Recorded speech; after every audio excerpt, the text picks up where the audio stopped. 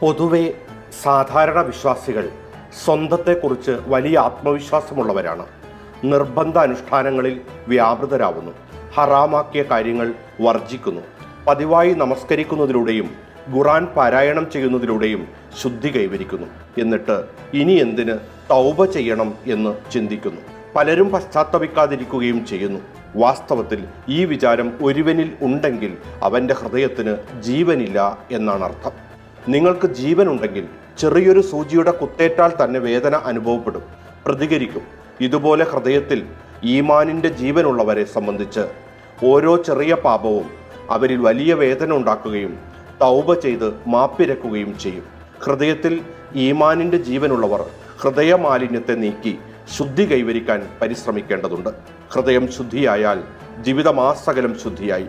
തിരുനബി പഠിപ്പിച്ചു, തീർച്ചയായും മനുഷ്യ ശരീരത്തിൽ മാംസപിണ്ഡമുണ്ട്. അതു നന്നായാൽ മനുഷ്യൻ ആസകലം നന്നായി, അതു ചീത്തയായാൽ മനുഷ്യൻ ചീത്തയായി. അറിയുക, അതാണ് ഹൃദയം.